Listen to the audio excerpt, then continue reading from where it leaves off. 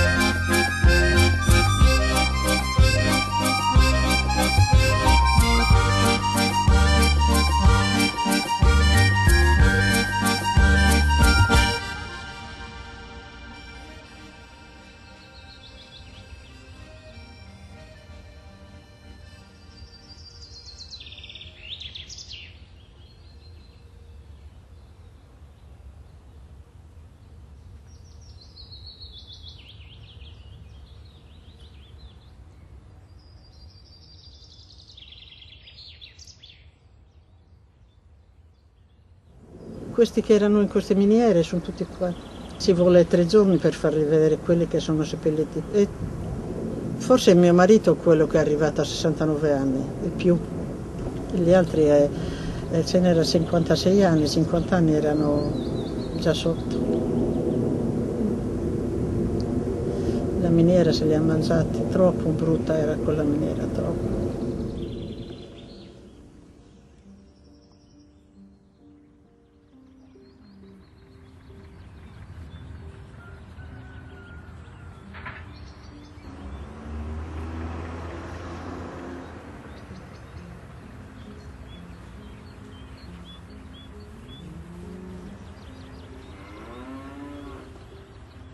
Il contratto c'era scritto che questi operai dovevano avere una casa all'arrivo dall'Italia e la casa era la baracca piena di acqua, piena di tutto, di umidità, quelle povere famiglie. Io per fortuna non ci sono andata, qualche volta forse mi dicevano TV in belle case, perché si pagava. Una settimana era per la casa, io dove abitavo io, e 3 settimane per vivere la famiglia.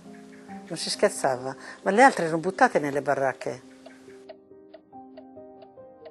Siamo andati a Milano, da Milano a Milano abbiamo fermato qui, siamo coccati, che hai aperto fino a Antonangelo. Antonangelo l'hai aperto di cui, se mi vuoi pigliare, a troppo di me l'hai a pagare, gente variata, come ti dico, se ti posso onorare. Ti dico che sono vuende, gai fumi, si è saltiata, tutto, me l'hai a pagare gente, me ne puoi fare pianto. Tristezza solo. E quando giovedì gioco in beviggio, e noi siamo ancora, non vai da che siamo arrivati, in quel tempo che noi siamo andati, non vai a nulla, vai ad un letto, il falciato puro, teiamo nulla, proprio nulla, poi non l'abbiamo lasciata questa cosa, non va pronta, se no, miseria, miseria, miseria. C'erano 2 letti, e la stufa che era accesa. Non c'era tavolo, non c'erano sedie. Ho detto dove ci sediamo? Era una casetta, come una baracca lì. Era una baracca, non era una casa di abitarci. Prima ci abitavano i prigionieri della guerra, c'erano. Ma poi la guerra è stata finita, allora c'erano tutti quelli che venivano, no? C'erano siciliani, c'erano abruzzesi, calabresi. E le baracche erano fatte di legno, di tavole erano, e un po' di catrame sopra, per modo di dire, vedeva delle famiglie, specialmente alla Bassa Italia, siciliane, calabresi, via dicendo, con le famiglie numerose che dormivano come le bestie, è vero questo, sa? Senza riscaldamenti perfino. Quando venivano quelli del convoglio, dove gli piaceva? Sembravano bestie umane quando venivano. Nelle baracche, signora, non c'era niente. C'era la terra, buttavano un po' di acqua e passavano la scopa. Sopra tolle, de piccole tolle, come si fanno il riparo per i fiori, mettiamo. Ecco dove andavano le famiglie italiane che sono venuti dall'Italia, comprati dal Belgio. Se sapevo ciò che ho incontrato non venivo. E nessuno sapeva cos'era la mina. Nessuno lo sapeva.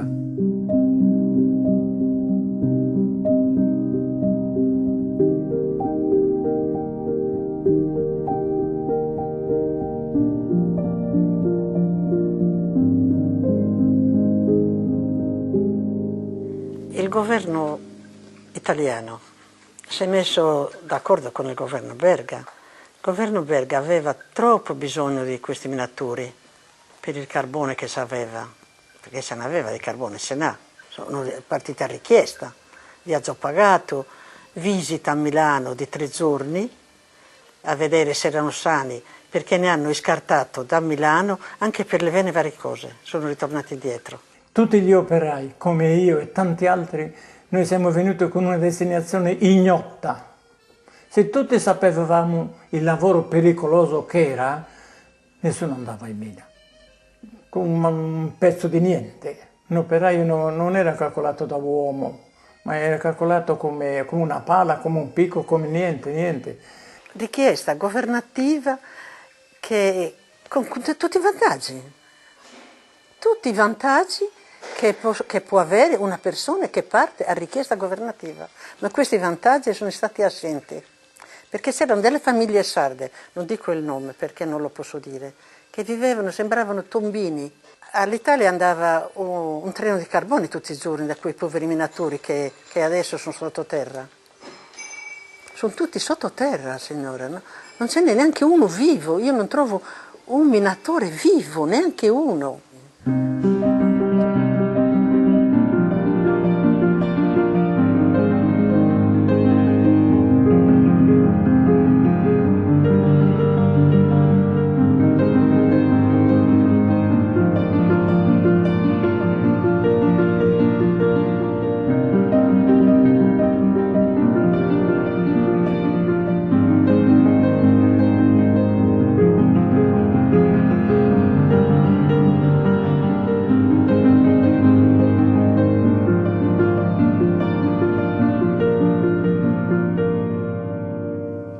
Sono stati venduti per 200 kg di carbone al giorno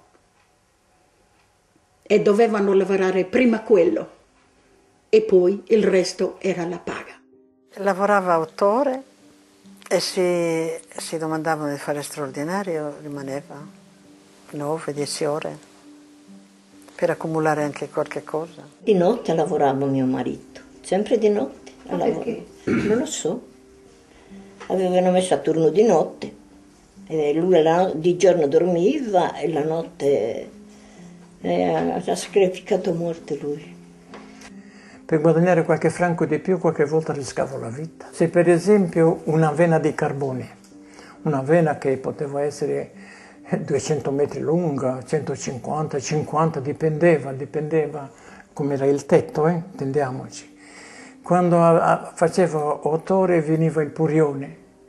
Guarda che il lavoro non si è potuto fare questo. devi essere preparato per il turno che viene la mattina. Allora a me mi dicevano fare 2 ore di più, anche 3 ore, anche 4, anche doppio. Invece lavorare 8 ore, ne facevo 16. E non io, solo tanti. Loro lavoravano e non guardavano ciò che facevano, poverini, si cercava di andare avanti. Chi più poteva fare metri, perché il metraggio aveva un prezzo. E se lei voleva guadagnare, mettiamo la giornata, doveva cercare di fare più metri di carbone. Quando venivano non avevano più colore di uomini, erano bianchi, pallidi, sfiniti, che lei non arrivava a conoscerli. Ecco che cosa è stata la vita del minatore. Molto dura, e ci è voluto tanto di quel coraggio.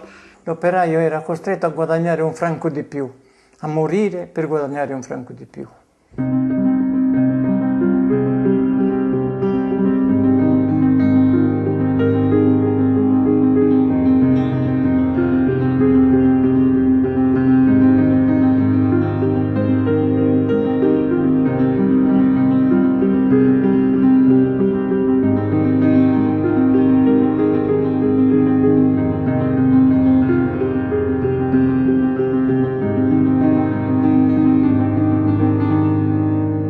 Si è ammalato, io mi accorgevo dopo un paio d'anni che lavorava, era rovinato completamente.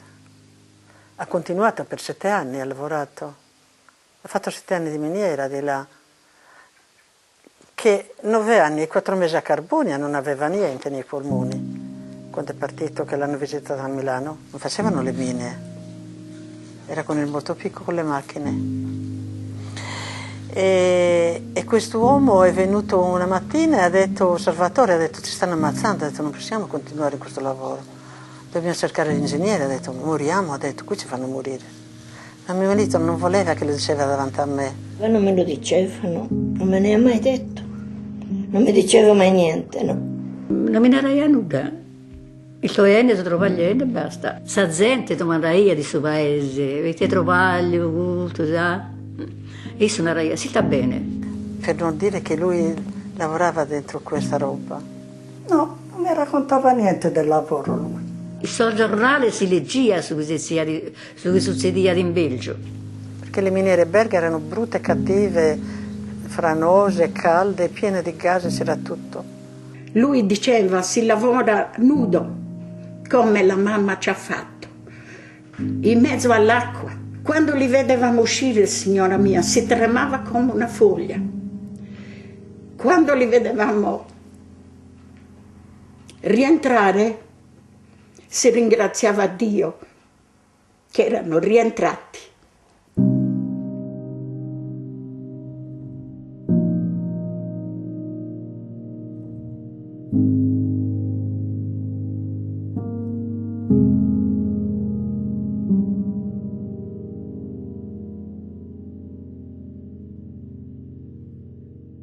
C'è stato uno sciopero di 70 giorni, sciopero in bianco, che i minatori andavano sotto ma non lavoravano, gli altri facevano le guardie. Hanno fatto sciopero quasi 80 giorni, non uno, quasi 80 giorni. Lei poteva passare nella strada qui dietro a Mosville, se un ago non cadeva a terra, cadeva sulla gente. Gli operai erano tutti compatti, belgi, italiani, polonesi, tutti quanti uniti, e sono riusciti ad avere qualcosa. Quante volte non sono andati in sciopero? Non davano niente, non aumentavano niente, anche se volevano 1 franco in più nella paga, vedevano che non andavano più, si mettevano in sciopero. E allora erano obbligati, quando lavoravano, anche di fare la doppia giornata per poter ricompensare ciò che avevano perduto. Tanti diritti che hanno avuto, i diritti che oggi ci sono ancora, sono i nostri minatori che li hanno portati su.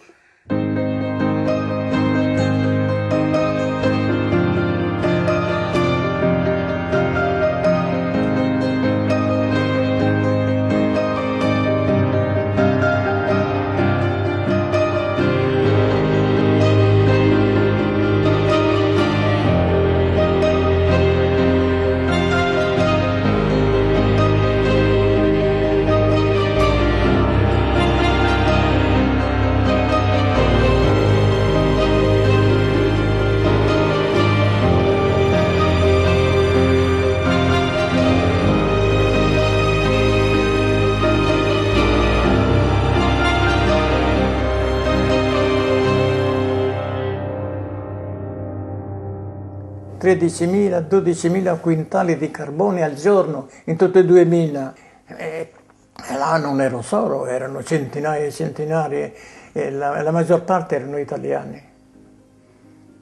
Se lo sto dicendo, su 6.000 operai che lavoravano in tutti e due i pozzi là, ce n'erano 2.000 che erano italiani. La mina aveva 400 metri di profondità, poi 400 metri è stato sfruttato il carbone e l'ascensore è sceso poi a 600 metri, 1.200 anche. Quando poi sono arrivato a questa profondità, sono venute tutte delegazioni della Sicurezza belga e la mina si doveva fermare, se no si riempiva d'acqua, perché lavorare là era un fiume poi in fondo. Era acqua che non avete un'idea, e la galleria invece a mantenere quei ferri che si mettevano perché la terra era umido si sfasciavano e là c'era pericolo.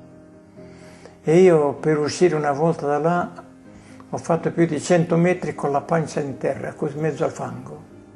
E quando poi era la questione della sorveglianza del console italiano e dell'ambasciata italiana, e quando venivano quelli per sorvegliare li andavano e li facevano vedere dove era il buono, ma dove era il male non lo scendevano.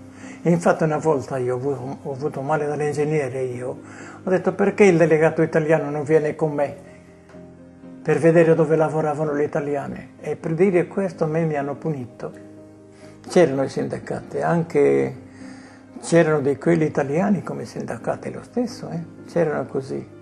Ma i sindacati lo stesso erano sottomessi all'ordine dell'ingegnere. E quando certi belgi, che erano dall'altra parte, perché noi eravamo di sinistra, che combattavamo, non per noi, per tutti, sapevamo sempre la gendarmeria, perché mio marito andava a Bruxelles a fare le riunioni per queste robe.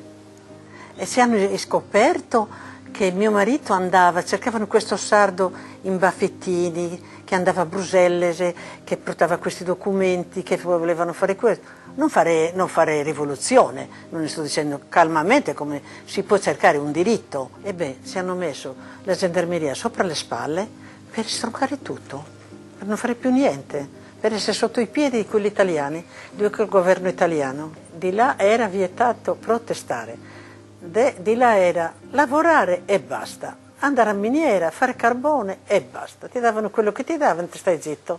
Sa, quello mi manca. A me mio marito che mi manca. Tutto l'altro ce l'ho.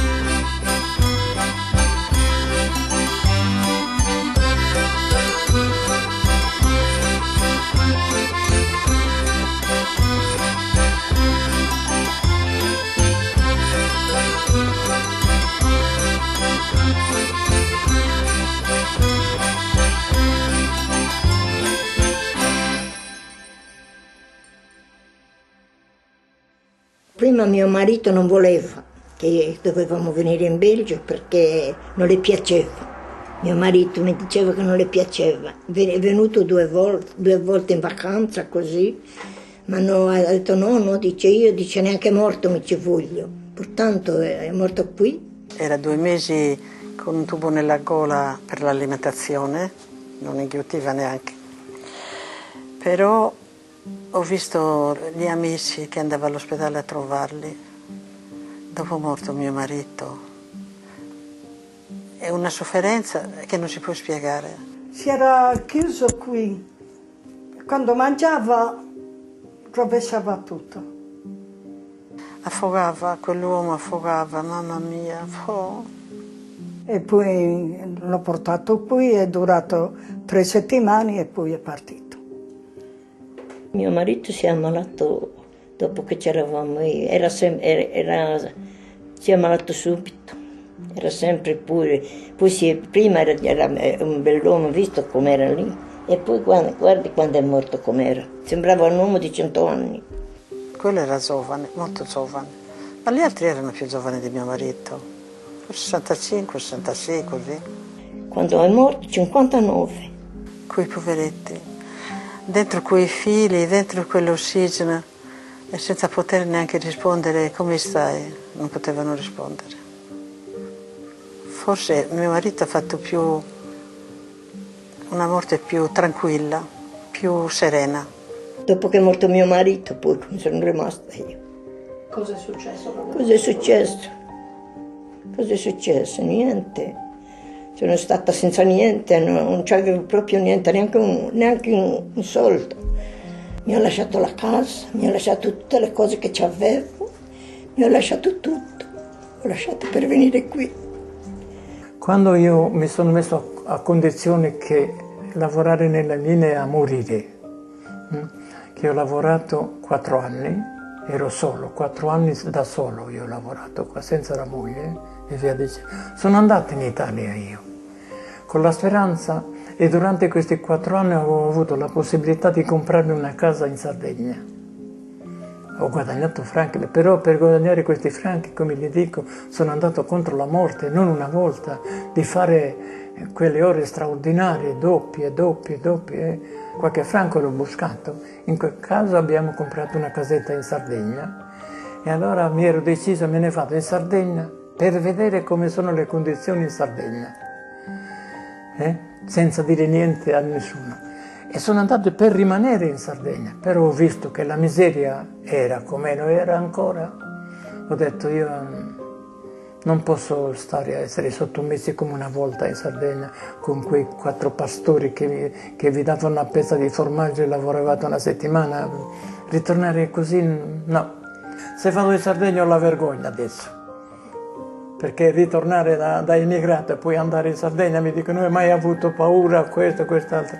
Insomma ho fatto coraggio, diciamo così, il coraggio mi ha aiutato e ho continuato così a lavorare. Allora ella non voleva, stai qua, adesso c'è la casetta, lavori come tutti gli altri. No, ho detto a Nicolina, l'ho detto, ascolti, me ne vado un pochettino, lavoro un pochettino per avere qualche soldo di avanzo. Allora quando sono venuto ancora un'altra volta in Belgio, mi hanno dato dei lavori che potevo continuare. Ho detto io in Sardegna non ci ritorno. Allora ho fatto la domanda di venire la moglie.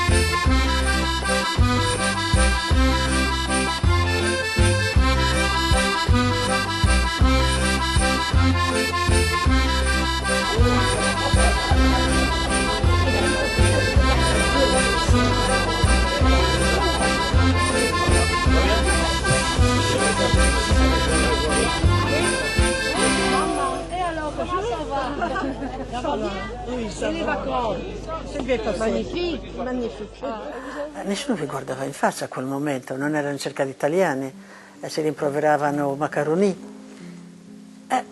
Bisogna dire la verità, non bisogna mai dire sì, oggi è diverso perché oggi siamo europei, non siamo più immigrati. Però al momento non è così, non era così. Se non potevamo leggere neanche un giornale, si figuri che cosa era. Non sapevamo parlare francese, non capiva nessuno. Allora in quella casa i topi che correvano da una parte all'altra. Certo che ho lasciato la mia casa, i miei mobili e tutto, i primi giorni abbiamo sofferto, ma dopo eravamo contenti. Mi sentivo fuori dal mondo, non lo so, forse perché non capivo. Era quello il disturbo che avevo io, che sentivo parlare e non sapevo cosa dicevano. All'inizio non sapevamo manco dire buongiorno, si diceva bonjour, bonjour. Comunque piano piano poi me lo scrivevo. Allora se dovevo domandare, mettiamo il filo, era la soie, c'est de la soie. Se volevo, mettiamo, di bottoni, c'était des boutons. Madame, s'il vous plaît, des boutons. Ma quante volte l'ho detto. Poi si andava nella macelleria, molto gentile, le persone facevano piccola italiana, furba. Non parlare francese, ma conoscere la moneta. È stata una roba che non l'auguro a nessuno, o forse io perché ero troppo attaccata alla Sardegna, troppo attaccata a Carbonia, che nel mio cuore rimanerà sempre, e che è quello forse che mi ha fatto più dare dispiacere, perché era qualcosa di terribile, non si parlava la lingua, non si capiva niente, non si sapeva se uno ti stava dicendo male o bene. Con questi bambini che avevo, questi piccoli bambini, cosa facevano? Andavo in un magazzino, non sapevo neanche cosa fare, non sapevo più niente, ero persa. Io pensavo che trovavo chissà che cosa qui, invece niente, ci vede. Allora in quel periodo, come ci guardavano, come eravamo le maccheronici, gli italiani non le potevano vedere, è vero?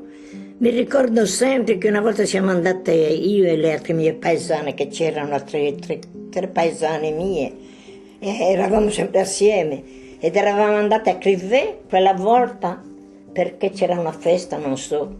E beh, siamo andate e c'erano le sedie al tavolo, con le sedie. Siamo andate e ci siamo sedute. Siamo sedute in questo tavolo e beh, sono venuti e ci hanno fatto alzare dalla sedia. E poi finisce il caffè, ce ne vai a scritto. Né italiani né cani e né italiani sul caffè per poter entrare. Tanto, in questo periodo, i scritti saggiano del suo cittadinato. Si deve cominciare a fare dare su francese, con figlio mio, mi sentia più emigrata. Invece, vedendo su sardo, mi sentia rispondere in sardo, vedo un'altra cosa. Mi risponde in sardo, ma quando mi fai dare in francese non rispondia. Fai da su sardo, figlio mio, e domo sempre su sardo, nebo de dormio, meschiano, ma faedana. Nosaltros sardos si seu cicaus, tanto campidanesos, e quando dorgalesos, zaramontesos, tataresos, de ogni parte veniano. E quando schian che avevamo una famiglia sarda, saggianavo sempre aperta. Quando siamo bene sei noi, chi vuoi dare su campidaneso, chi vuoi dare su dorgaleso, chi vuoi dare ad uno, chi vuoi dare a sa. A tanti sa gente arragionando, oh ma tu sei sarda, oh de onde vieni tu? Ah, ma io vengo da Iglesias, io vengo da Carbonia. Ah, ma ci sei stata a Carbonia. Onde vivias? A via Giorgio Asperoni, a via Cagliari. A Carbonia per 8 anni. Stavamo bene. Ci davano la casa gratis, tutto gratis. Le miniere non erano, perché di là, figurate che prendevano le sigarette a fumare. Non era il gas che c'era nelle miniere belghe.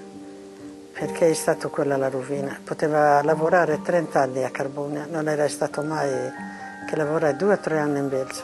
Se chiudo gli occhi vedo Carbonia, perché Carbonia, è vero, era una città che ha costruito Mussolini. Si stava bene prima della guerra, ma dopo la guerra, durante la guerra, abbiamo passato tanta di quella fame che non lo voglio manco più ricordare. Comunque gli anni sono stati bellissimi, io mi sono sposata, non avevo 19 anni, ho bellissimi ricordi di Carbonia. Lui diceva sempre, vorrei ritornare a Carbonia. Vorrei ritornare, comprarmi una casetta e ritornare a Carbonia.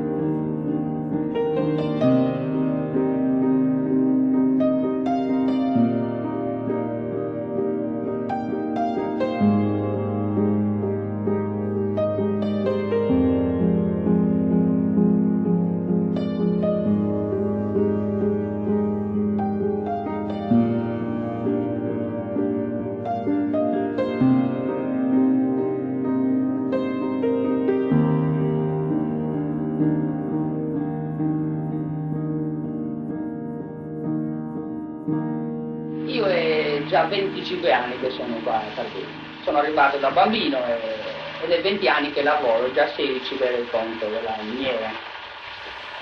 Gli anni, come passano, sono peggiori, sono sempre peggiori. E riguardo a questo ho idea di espatriare. Sì, espatriare come tanti altri giovani, seppure io sono già a 35 anni. Ma purtroppo qua non c'è da trattenersi. Sì, anch'io ho deciso di espatriare. E forse ho fatto male a non partire, come hanno fatto i miei compagni che già lavorano fuori. L'unica cosa che mi ha trattenuto qua a Carbogna è la famosa costruzione della supercentrale che abbiamo fiducia di aprire. Se no, su parte si espatria, perché io ho un bambino e devo pensare a una nuova prospettiva per questo bambino e per la famiglia. E poi è partito? No. E infatti lo dicevo anche prima, il problema della previsione della costruzione della supercentrale ci aveva dato politicamente e sindacalmente, ci aveva dato motivo di desistere, di partire, di andare fuori, di espatriare. E infatti Aveva mai visto questa intervista? No, non avevo mai visto questo.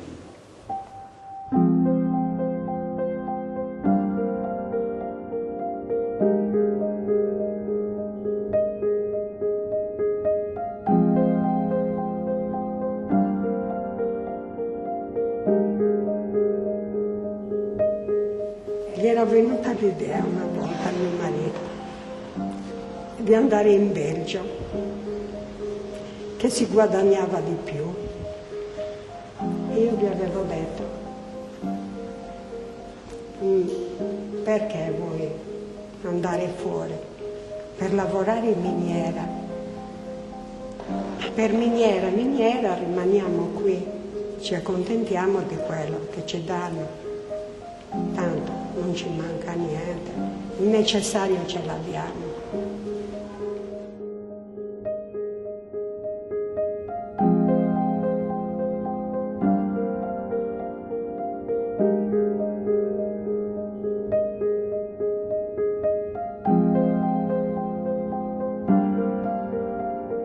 Non è voluto andare in Belgio perché era successa quella disgrazia lì e invece poi succedono anche qui le cose.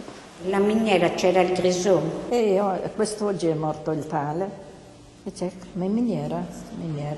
Le condizioni del lavoro lasciavano a desiderare, perché in quei periodi non c'era né sicurezza, non c'era né attenzione. Noi stessi eravamo non preparati per affrontare un lavoro così duro e pericoloso.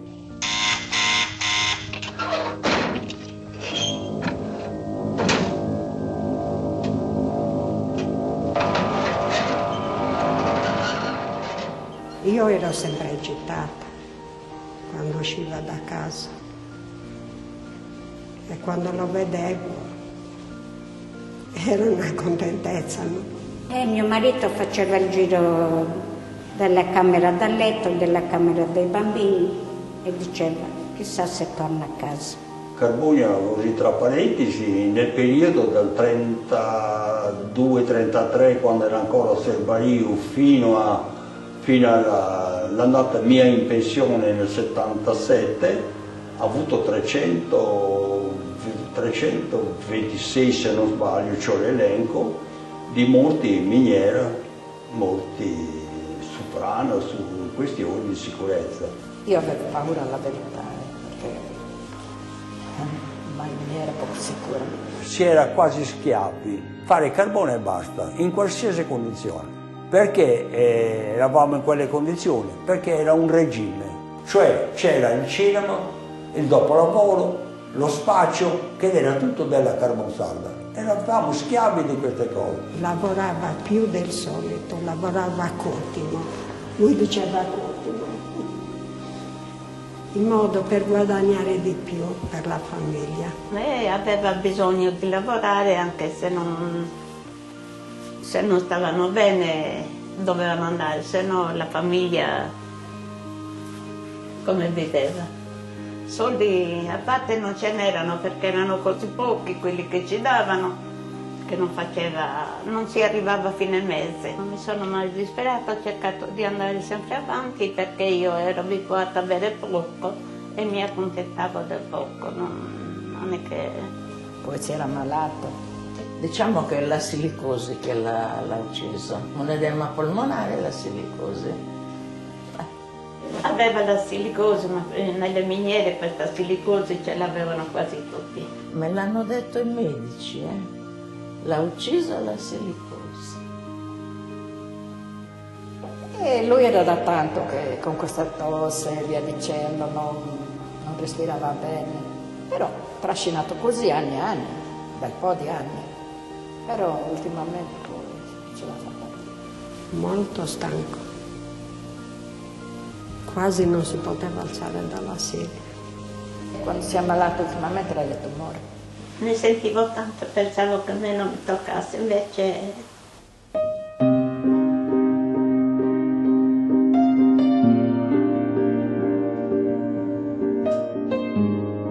Il governo italiano si è messo d'accordo con il governo belga. Il governo belga aveva troppo bisogno di questi minatori. Se sapevo ciò che ho incontrato non venivo e nessuno sapeva cos'era la mina. Nessuno lo sapeva. Mi ritrovate pianto, tristezza solo. Sa gente domanda io di suo paese, avete trovato, tutto già? Io sono una si sta bene. E poi l'ho portato qui, è durato 3 settimane e poi è partito.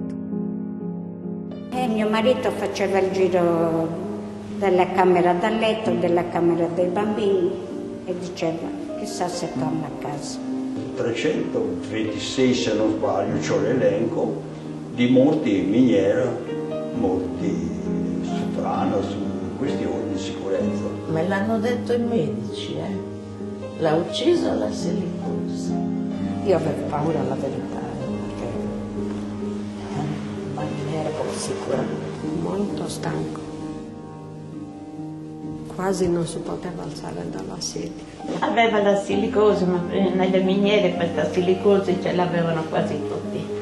Sorfizzo sì che l'hanno dimenticato che sono i sardos e sì che hanno dimenticato che sono i vizor de minadore, che si credono ricco e si credono potente. Però quando tu ti ammentas che sei figlio di un minatore che babudò ha mangiato terra e camminato chissà matta strisciando come uno serpente, ti devi ammentare figlio di chi sei e figlio chi sei, non che devi dimenticare chi sei.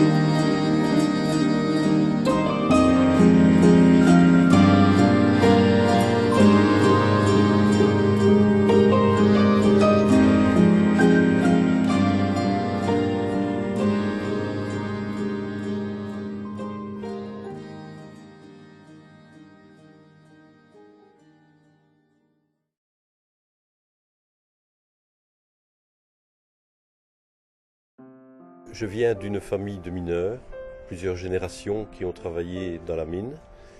Et mon grand-père après 25 ans de travail à partir de l'âge de 14 ans, est mort de la maladie du mineur à 39 ans en 1943. Oui, il faut savoir que travailler dans la mine, dans des galeries de 50 cm de hauteur où on doit ramper pour aller chercher le charbon, tout en respirant une poussière constante qui est due au travail, et aussi la température. Parce que quand on est à plusieurs centaines de mètres de profondeur, la température est très élevée et les ouvriers travaillaient souvent torse nu parce que la chaleur, elle était impossible à supporter.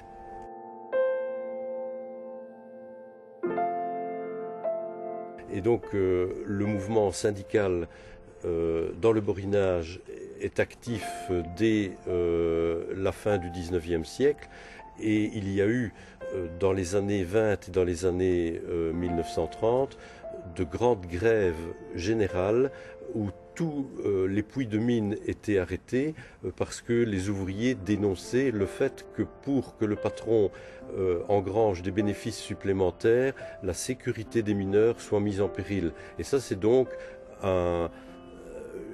une constante entre l'exploiteur et l'exploité, et la menace d'un accident qui pèse sur celui qui descend dans la mine tous les jours. Alors quand on vient justement d'un autre pays et qu'on n'a pas été appris dès qu'on était tout jeune à travailler dans la mine et à éviter les dangers, on est d'autant plus vulnérable parce qu'on n'a pas cette préparation au travail qui n'a pas été effectuée.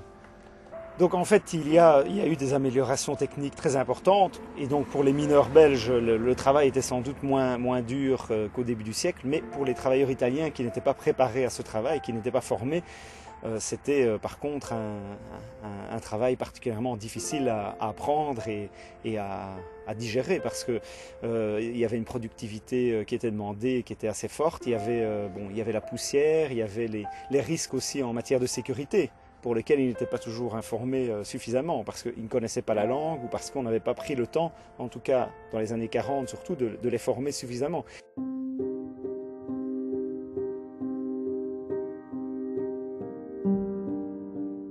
La grande miniera di Cervario ha avuto delle condizioni di lavoro che non si differenziano molto da altre miniere carbonifere mondiali. C'erano condizioni decisamente migliori a quelle che avvenivano ad esempio in Belgio o in alcune miniere della Germania, dove gli operai erano in prevalenza stranieri, quindi non è che fossero curate in modo particolare certe situazioni.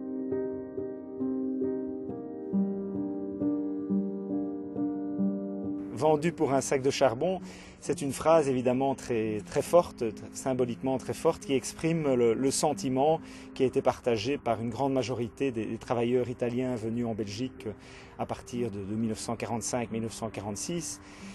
Parce que effectivement, dans l'accord qui est signé en 1946 entre l'Italie et la Belgique, entre les deux gouvernements, il y a d'une part, côté italien, la volonté et l'offre de fournir une main-d'œuvre dont ont besoin les charbonnages en Belgique, qui sont privés de main-d'œuvre du fait que les mineurs belges ne veulent plus descendre dans les mines. Donc ça, c'est une partie de l'accord, faire venir des travailleurs italiens en Belgique, et en contrepartie, la Belgique s'engage à fournir du charbon à l'Italie, parce que l'Italie a des besoins importants au niveau énergétique.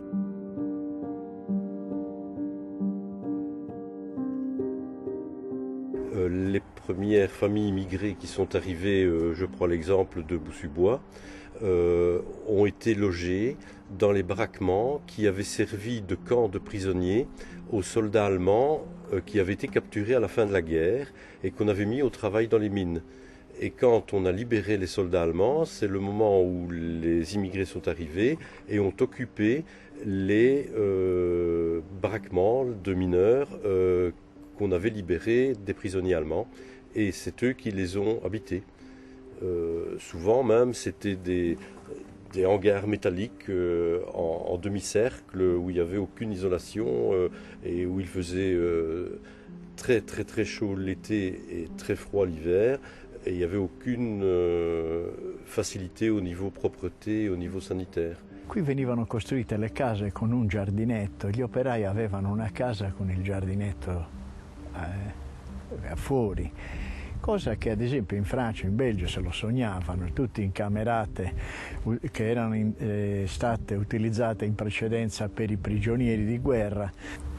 Quindi questo ha dato lavoro a un sacco di gente, a migliaia di persone veramente, e trasformando la storia del territorio. Bisogna però pensare che la miniera di carbone non era come è stata negli ultimi tempi, cioè con apparecchiature estremamente moderne, per cui l'operaio faceva il lavoro in sottosuolo, ma le macchine avevano anche certe caratteristiche per proteggerne l'incolumità. Quindi in quel periodo, che era l'uomo a diretto contatto con la roccia, ci furono innumerevoli incidenti, ma tutti i giorni c'erano incidenti di vario tipo, e tra cui non bisogna trascurare che in tutto l'arco della vita della miniera, 25 anni, ci sono stati 128 morti, cioè una media di più di 5 morti all'anno.